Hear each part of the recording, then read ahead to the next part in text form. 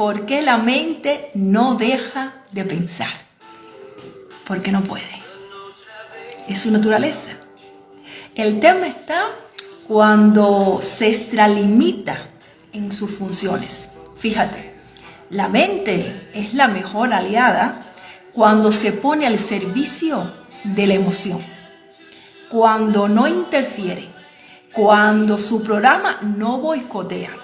Pero para eso tenemos que comprender su naturaleza. Si tú eres una persona que observas conscientemente la realidad, no tienes por qué experimentar ruido mental. La usas para las cosas administrativas, cuando la necesitas. ¿Ok? Pero, ¿qué pasa cuando no está esa conexión? Cuando se está evadiendo observar esa realidad. Ella necesita ordenar constantemente lo que percibe desordenado por esa falta de observación. Entonces, hasta que tú no eres un meditador consciente que ha definido si realmente puede existir la casualidad dentro de esta realidad, si todavía tú postergas esa meditación, si no te has hecho esa pregunta básica, es inevitable que tu mente constantemente esté intentando enviarte constantemente alertas sobre eso que tú vas percibiendo como desordenado. Por eso es que la meditación no es un hobby, es prioridad, porque si no, no te das cuenta ni siquiera dónde estás parado.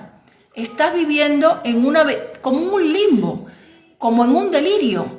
Te sientes vacío, te sientes perdido. ¿Entiendes? Porque fíjate tú la tranquilidad, el alivio que sientes después que tú meditas y tienes claro lo básico. Entonces, ¿qué implica no tener claro lo básico? Que tú estás siguiendo una identidad ilusoria. Porque en el fondo no sabes cuál es la esencia de tu identidad real, cuál es tu valor. Entonces constantemente te guías por lo que otro te dice que eres.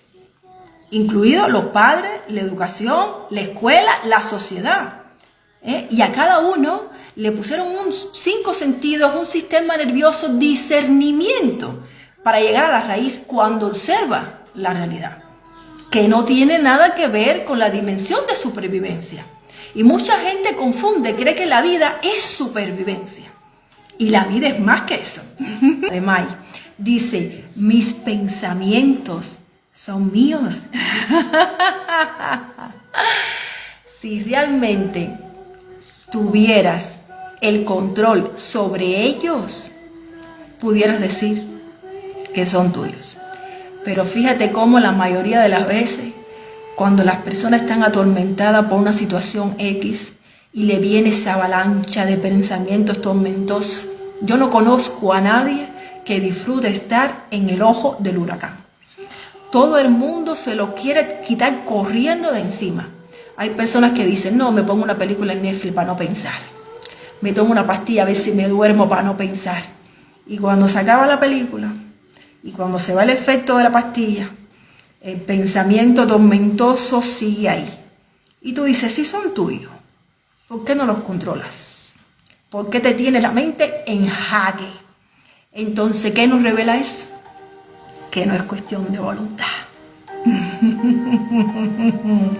Y que ese ruido mental solo se irá cuando haya claridad. Dice Mandy, ¿qué quiere el pensamiento de nosotros? ¿Qué pasa? Estás tan sumergida en tu ruido mental, en esos problemas que te dice la mente que tienes, que fíjate que cuando uno observa la naturaleza y uno de verdad se entrega a esa observación y uno reconoce la belleza de tanta diversidad, ¿dónde queda ese relato ante tanta inmensidad? Entonces, por eso es que se evita mirar de verdad. A veces no levantamos ni la cabeza para ver qué día hace hoy. ¿Ves? Lo damos todo por hecho. Cuando tú estás en una ventana y ves ese ocaso y ves esos colores y estás viendo esa despedida del día ese abrazo hacia la noche y empiezas a ver un lucero que sabes que está muy lejano, a años luz, y tú lo estás viendo titilar y te quedas así embelesada. ¿No te parece suficiente milagro para acabar con ese ruido mental? Entonces la persona que todavía no lo consigue, ¿qué le quiere decir eso? Que está muy lejos de sentir paz. Porque si no hay esa entrega, la paz no llega. Constantemente la persona vive secuestrada por ese ruido mental de la mente. ¿Pero por qué está? ¿Cuál es la intención? ¿Cuál es la misión? Te está manifestando que tú estás evadiendo esa conexión real. Que tú crees que estás mirando, pero no estás viendo lo que tienes que ver. Porque una vez que tú lo ves, se acabó el combate. ¿Te das cuenta, amiga? Entonces, respondiendo a la pregunta, ¿qué es lo que quiere? ¿Cuál es el objetivo? ¿Cuál es el deseo? Que mires de frente lo real, para que dejes de vivir en esa dimensión mental. Dice José, ¿cómo cambias una creencia limitante y la sacas del subconsciente? Ay, qué buena pregunta, José. Fíjate, cuando empiezas a observar la realidad, la naturaleza, toda esa vida que nos crea, que nos rodea, poco a poco se va cayendo esa venda de los ojos y junto con esa caída van cayendo una a una esas creencias, limitantes y no limitantes. ¿Por qué? Porque te vas dando cuenta que ante esa observación consciente, ante ese reconocimiento honesto de la realidad, no tiene ningún valor. Son bastones que durante toda nuestra vida nos han acompañado hasta aquí, pero una vez que te vuelves un meditador, por ese deseo genuino de conocer la realidad más allá de la programación de supervivencia, te das cuenta que ya no las necesitas. Ellas ya cumplieron su función, pero fíjate que no te ayudan para vivir como tu ser quiere vivir. ¿Entiendes, corazón? Entonces, aquí nadie se puede desprogramar de un día para el otro, porque durante toda esa educación, los precedentes que hemos recibido en la familia, en la casa, en la escuela, en la sociedad, te das cuenta que uno lleva una mochila muy pasada. Son muchas rayas las que tiene el tigre. Entonces, poco a poco, con esa observación, uno dice, ah, mira, entonces lo que no entendías a los 20, ya empieza a encajarte un poquito más a los 30, y después de los 40 la percepción te cambia de una manera. ¿Te das cuenta, corazón? Pero si tú te empeñas en que sea una creencia X, y no el resto, tú dices, ¿por qué esa? ¿Tanto te afecta esa? Entonces, cuando tú quieres verlo, empiezas a verlo todo. Las dos caras de la moneda. No hay rosas sin espinas. ¿Entiendes, corazón? Lo que yo sé que, claro, hay cierta resistencia porque te vas dando cuenta que son como escalones, ¿no? Hay personas que dosifican la meditación, la observación, porque tienen como alertas rojas. Como diciendo, miro, pero miro hasta aquí. No quieren llegar al fondo. Y el fondo es el fondo, ahí se ve todo. Entonces, ¿qué implica eso? ¿Qué incluye? Que empiezas a darte cuenta lo que subyace detrás de tus relaciones. Desde las más íntimas, amistades, familiares, laborales. Entonces, claro, si nos duele reconocer de verdad qué tipo de relación tenemos y dónde estamos parados, bueno, decidimos inconscientemente seguir autoengañándonos para no reconocer que hay un uso, que cuando uno siente que se pasa de la raya, uno tiene que aprender a poner límites, ¿ves? Y tú dices, ¿y por qué hay que aprender a poner límites? Si hay amor, si hay respeto, esos límites se ponen solos, pero normalmente no pasa así. Cuando tú tienes que ejercer la voluntad para ponerlos es porque no está viendo ni esa consideración, ni ese respeto que tú crees que se supone que haya. Entonces por eso es que no se quiere observar hasta el fondo, porque es doloroso darse cuenta que las cosas no son como uno creía, como la mente nos convencía, como el ego desea que sean. Entonces ahí te das cuenta que no todo el mundo tiene interés en observar con profundidad, porque cuando esa venda de la idealización se cae todo. No queda ninguna estructura en pie. ¿Por qué? Porque toda esa relación que uno construyó desde la inconsciencia, siguiendo esa programación de supervivencia, no tiene nada que ver con el amor. Pero es doloroso reconocerlo. Pero bueno, es un camino que recorremos todos. Ay, qué buena pregunta, John. Dice, ¿cómo expresar o dejar salir mi enojo sin lastimar a otras personas? La mayoría de las veces las personas lo suelen relacionar con personas o situaciones para no reconocer la frustración de sentirse víctimas de la vida. Entonces dicen, esto es culpa de mi suegra, esto es culpa del gobierno, esto es culpa de mi jefe, esto es culpa de mi marido, ¿ves? Mientras la mente, mira, acabo de hacer un video antes de empezar el live, que cuando lo termine lo voy a subir. La mente constantemente está buscando chivos expiatorios a los que culpar por las vicisitudes. Y en eso se entretiene y te das cuenta que evade llegar a la raíz, a la cuestión de fondo. Fíjate, no hay mayor drama para el ser humano que no ser consciente que detrás de todo sufrimiento está la duda existencial. Cuando tú realmente no sabes aún si todo lo que tú ves puede ser producto de la casualidad o la causalidad, tú no sabes dónde estás parado. Entonces cualquier cosa te atormenta, cualquier cosa te hace explotar, te sientes víctima de esto, de aquello, de lo otro. Y el enojo constantemente viene a denunciar esa duda.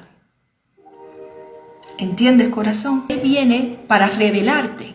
Él tiene una misión, ¿ves? Un mensaje para ti, para que tú observes una situación y te des cuenta que no es por una persona o por un determinado evento. Es más profundo que eso. Hay una represión de un deseo genuino que no se está siguiendo y tu ser está pidiendo liberación. Y como tu mente, tu programación no la está permitiendo, sale ese enojo para exponerte esa represión. ¿Ok, corazón? Ayer fue un día donde la meditación fue tan profunda y fue tan honesta que te das cuenta que abrió la boca uno. Y como esto no es algo personal, porque los programas nos atañen a todos, no sé si lo sabes, este libro que publiqué hace un mes, que se llama Las Memorias del Alma, incluye todos los programas que vamos manifestando en esa supervivencia, ¿ok? Entonces el objetivo del libro es quitar los juicios, simplemente exponer los programas, porque esto no es algo personal. La vida solamente no lo crea para ti, lo crea para todos, y más tarde o más temprano vamos viviendo situaciones donde se manifiestan esos programas. Entonces la idea es observarlo para poder comprenderlo, para poder trascenderlo. No solamente quedarnos en el juicio, en juzgarlo. Fíjate, la persona que constantemente está juzgando a los otros es una persona que no es observadora, que no es meditadora, que todavía no es consciente, que todavía no ha tenido un reconocimiento honesto de decir que en algún momento hemos sido alguien así. Una versión nuestra también tuvo que transitar esa experiencia para aprender, para evolucionar y para ahora comprender a otros y poder acompañar. Dice Luis, el enojo coge fuerza cuando lo alimentas. Se puede cambiar el enojo por amor. Ojalá, ojalá, pero no. Yo sé que hay mucha información en las redes sociales que alimentan al ego, porque al ego le encanta controlar las emociones. Pero no estamos aquí para ser imperturbables. El ego es el único que quiere ser inquebrantable. Y luego la vida te vira el plan al revés para que te des cuenta, para que te hagas consciente que tú no estás aquí para controlar las emociones. Que lo más que puedes hacer es observar cuando la estás experimentando, cuando la estás sintiendo, para recibir ese mensaje que te viene a dar una revelación para tu evolución. La pregunta de León dice, ¿para qué son o sirven los sentidos? Imagínate, León, ya le gustaría a una piedra sentir lo que sientes tú. Ay. Dime, si le pudieran dar a elegir, a escoger a la piedra, ella hubiera preferido ese sistema nervioso que nos dieron, este cuerpo que nos dieron, con todos esos sentidos, para poder sentir lo que sentimos. Lo que pasa que hay un ego que quiere elegir qué sentir. Fíjate lo soberbio que es. ¿Qué? Entonces, ¿quién está mejor? La piedra. Ay, Dios mío. Que fuera de este cuerpo si no fueran por esos sentidos. Fíjate que cuando una persona pierde la vista, pierde el olfato. Cuando pierde un sentido, normalmente suelen expandírsele los otros, ¿no? Para intentar compensar un poco la falta de ese que se perdió.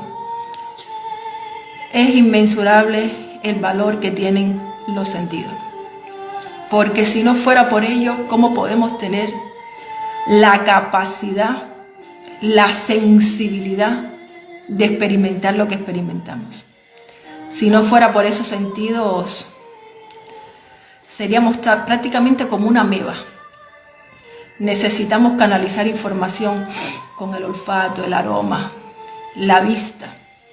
Nos conmovemos por lo que vemos, por lo que tocamos, por lo que olemos, por lo que saboreamos. ¿Cuánto hay en un sabor? ¿Hasta dónde te lleva un aroma que te conecta a una memoria de infancia, a un verano, cuando la brisa te despeina? Es una caricia, es la mano invisible de esa existencia que te creó. Lo que pasa es que uno, mientras no medita, no observa, no sabe lo que está viviendo, no sabe lo que está experimentando su sentido. Y cuando no está esa entrega, esa observación, los sentidos también se atrofian. Porque hay una ley natural que lo que no se usa se pierde. Se pierde. Fíjate que las personas cuando llega una etapa de su vida y aumenta el sedentarismo, hay personas que cada vez van caminando menos, salen menos de la cama, pierden hasta extremidades. Esa es una ley que siempre se cumple. Lo que no se usa, se pierde. Y eso aplica para todos, no solo para los sentidos. Eso es para relaciones, actividades, para que veas cómo es así. Cuando tú te pones a observar la vida de verdad, te das cuenta que es así. Bendita sea la existencia que nos dio estos sentidos. Todos queremos sentir placer. Aquí nadie quiere sentir dolor, ni físico ni emocional. Pero como dije antes, no hay rosas sin espinas. Bueno, llegué al final del chat. Gracias por las preguntas. Creo que hoy se pudo aportar. Así que muchas gracias a todos. Les deseo un buen fin de semana. Y les presento los libros a los que no lo saben. El primero que salió fue Metamorfosis a los 40. Es un testimonio de vida, un cambio de transformación personal, ¿ok?